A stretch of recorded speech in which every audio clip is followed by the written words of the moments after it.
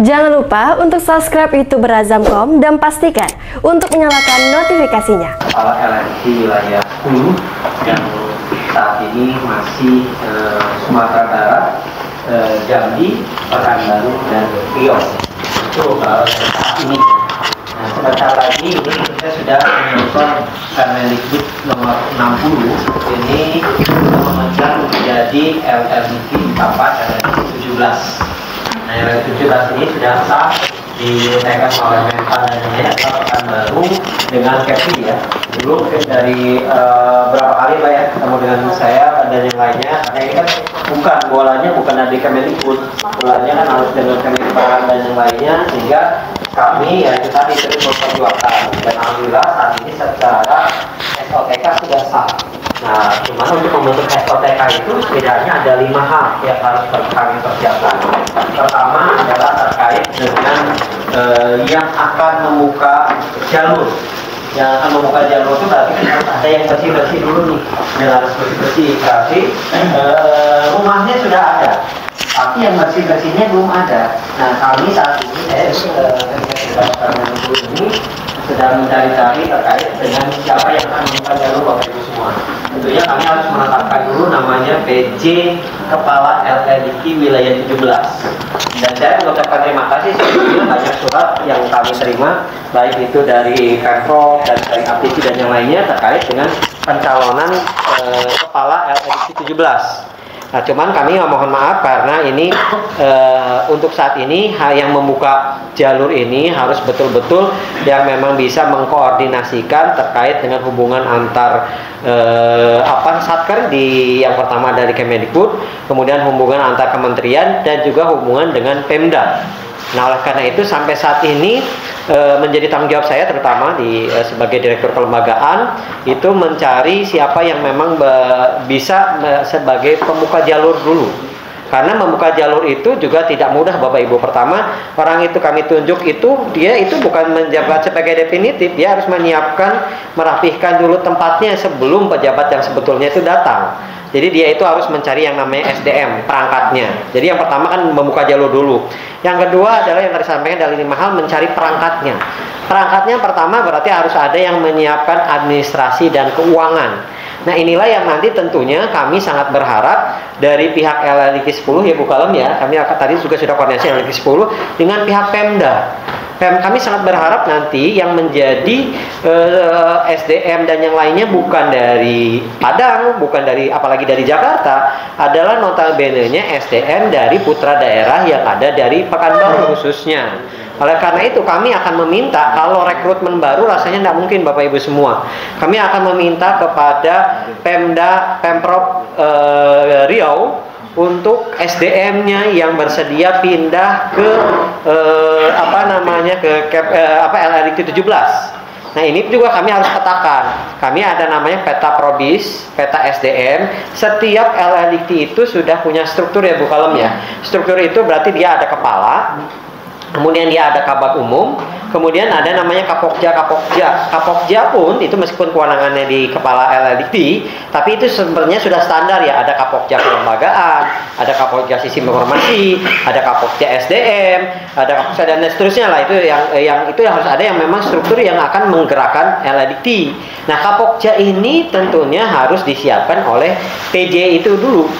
Nah, jadi PJ itu harus mencari siapa nih, dia datang ke Pemda ini SDM-nya mana dari Pemda. Nah, nanti Pemda itu ngasih, kemudian dari LRT juga ngasih, bisa sementara, bisa tetap. Yang penting terbangun dulu struktur. Nah, kemudian yang berikutnya adalah termasuk juga masalah keuangan Bapak Ibu. Nah, keuangan itu apakah inisiasi kan kemarin Pemda sudah mengalokasikan juga ya secara anggaran. Kalau nggak salah 4 atau 5 miliar, saya lupa lagi ya, 5 miliar. Nah, kami pun juga saat ini juga sudah punya anggaran. Ada anggaran yang masih ditahan di pusat, ada anggaran yang nanti dititipkan ke LRT 10 dulu untuk inisiasi satkernya. Yang penting PJ yang kami tugaskan ini, dia kan bagaimanapun butuh anggaran operasional. Nah, dia bisa bergerak. Kemudian nanti kan kami juga akan minta bantuan biasanya ke Pemprov. Pemprov biasanya menyiapkan dulu gedung sementara. Entah di mana Ibu ya. Kemudian menyiapkan kendaraan operasional dulu sementara dan yang lainnya. Sambil apa? Sambil kan lahan itu sudah diberikan oleh Pemprov. tanggung jawab membangun itu bukan tanggung jawab Pemprov, tanggung jawabnya adalah pusat. Kami nanti harus membangunkan. Nah, biasanya nanti kami itu cari anggaran kurang lebih kalau kayak seperti ada yang 150 miliar, ada 200 miliar dan yang lain pakai entah dana kami kementerian. Kalau tidak ada dana kementerian, kami biasanya mencarikan dari dana sumber lain. Kalau yang sementara ini yang 3 LLDT itu saya carikan namanya dari dana SBSN, itu pinjaman kan.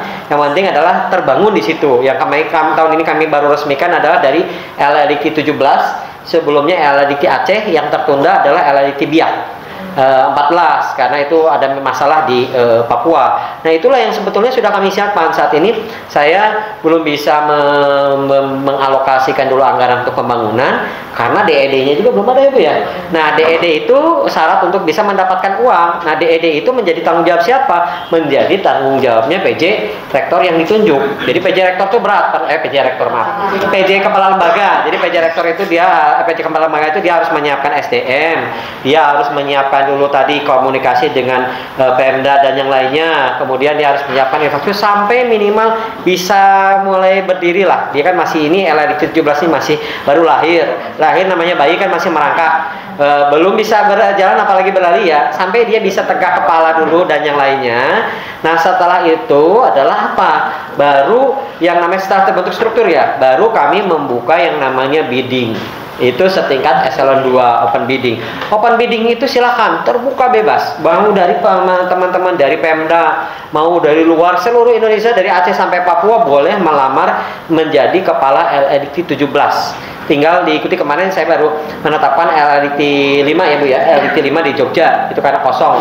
Nah, itu tepat. Nah, itu silakan. Tidak, jadi dan itu pun juga mohon maaf tidak ada dukungan atau apapun. Jadi orang yang mau aja silakan. Yang mau melamarnya menjadi kepala LLDT silahkan melamar sesuai ketentuan. Nanti kami akan tetapkan menjadi pejabat eselon 2. Itu yang untuk sebagai kepala LLDT. Dan nanti baru ditata lah. Nah, nanti itu setelah ada PJ itu kita tetapkan satker. Satker itu harus ada kodenya, harus ada nanti KPN-nya siapa. Berarti KPN-nya dipindah ke sana. Kemudian uangnya nanti baru ditarikin. Nanti minta ke Bu Kalem. Bu Kalem ini tolong minta uang. Ini uangnya LLDT 17 dipindahkan itu bukan hanya dana manajemen Bu, dipindahkan berarti kan ada dana terkait serdos, dipindahkan semua yang memang haknya LLDT 17 itu harus diambil dari LLDT 10. Nah, itu baru bisa dilaksanakan setelah adanya KPA. Nah, KPA-nya kuasa pengguna anggaran itu adalah kepala LLDT. Nanti harus juga ada namanya PPK, pejabat pemegang komitmen. Nanti juga jadi ada 3 unsur, ada PPK, ada KPA, ada bendahara ya Bu ya. Nah, bendahara sama PPK itu juga orangnya tidak bisa sembarangan. Harus orang yang punya sertifikat. Nah, punya sertifikat itu bisa jadi juga diambil nanti kalau kayak kemarin waktu di Kupang itu ternyata karena nggak ada yang mau pindah dari LLDT Denpasar, akhirnya dapat SDM-nya dari Kupang. Alhamdulillah dapat bendahara PPK bukan orang jauh-jauh, orang setempat yang memang sudah punya standar sertifikasi dan yang lainnya sehingga bisa langsung organisasinya berjalan.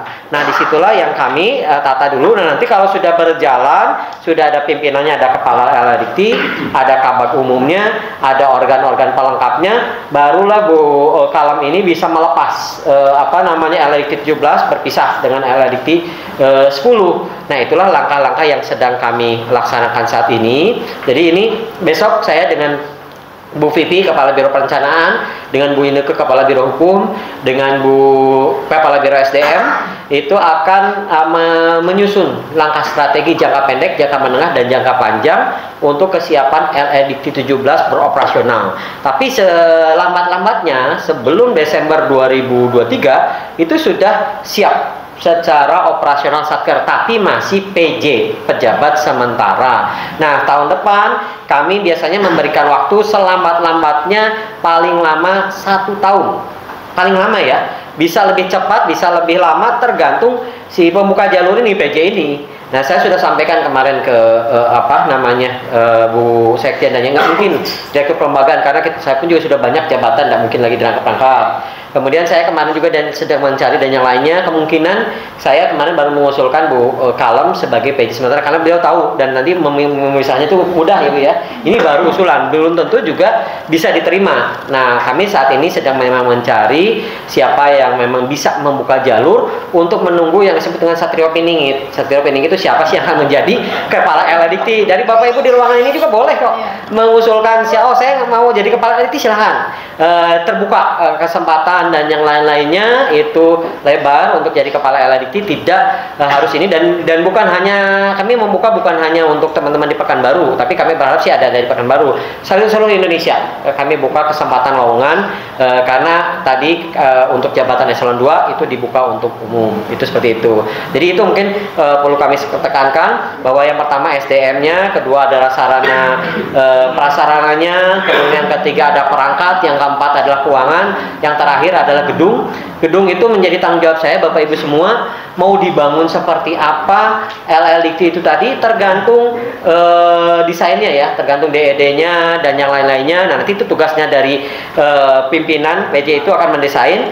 Nah, selamat-lambatnya kalau desainnya tahun 2024 sudah keluar, maka 2025 itu akan berdiri gedung LLDikti yang sesuai dengan yang memang DED yang sudah dikembangkan. Rata-rata mungkin ya kalau idealnya sih sekitar 200 miliar ya kami harus siapkan untuk satu LLDikti, dan satu LLDikti itu operasional cost-nya kurang lebih 400 sampai 500 miliar yang kami harus betul-betul siapkan Bapak Ibu semua. Tapi paling tidak Bapak Ibu setidaknya nanti akan nyaman karena apa? Tidak perlu jauh-jauh lah dari Pekanbaru datang ke Padang sini, kemudian komunikasi, dan Bu Afdal pun juga nanti tidak perlu kayak sekarang nih jauh ya Bu ya, ke sana koordinasi dan yang lain-lainnya. Itu yang menjadi tanggung jawab kita sudah memisahkan, jadi bukan berarti oh ini lepas dari LLDikti 17 nanti gimana, enggak. Ini kan karena kita pun juga ditempatkan dimanapun memang sudah sesuai dengan ketentuan, jadi mengikuti saja alur yang sudah ditetapkan sesuai dengan ketentuan peraturan perundangan.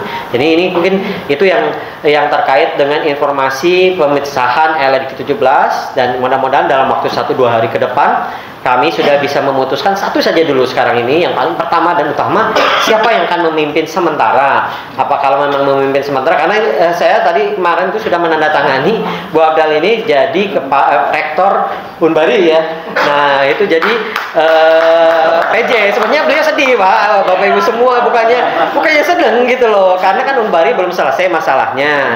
Pak Heri mundur, beliau satu Pak capek lah katanya dari Pekanbaru bolak-balik. Waktu itu saya nggak memindahkan ke Bu Kalem ini karena kan beliau satu sisi perempuan, beliau juga jauh. Saya minta mohon kesediaannya. Ya udah Pak Heri, ternyata masalahnya nggak selesai-selesai, masih berlanjut. Pak Heri mengundurkan diri dan saya nggak boleh memaksa karena kan tugas tambahan bukan tugas utama. Beliau mundur, saya cuma minta tahan dong Pak Heri sampai 6 Desember aja minimal sampai wisuda. Nah Bu Kalem nggak boleh nolak. Sebenarnya kalau boleh nolak Bu Kalem itu maunya nolak, tapi kan perintah dari pusat tidak boleh ditolak. Akhirnya saya sudah tanda tangani bahwa Bu Kalem akan jadi PJ Rektor. Nah saya nggak tahu dengan pertimbangan karena Bu Kalem sudah menjabat PJ Rektor, apakah memungkinkan lagi dengan tambahan lagi jabatan sebagai PJ Kepala LDikti kalau di 17. Kalau memang masih bisa, tadi sih Bu Kalem ngomong karena kalau perintah pasti akan laksanakan.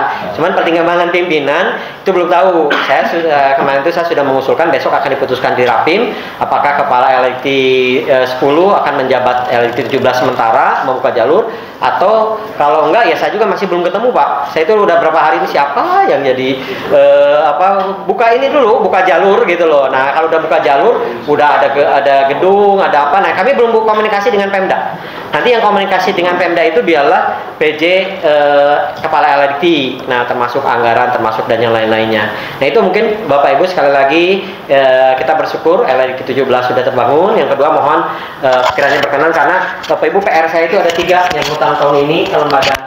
Yang pertama LLDikti 17, yang kedua adalah ISPI Kalimantan Timur dan ISPI Sulawesi. Itu sama prosesnya ya saya itu berlari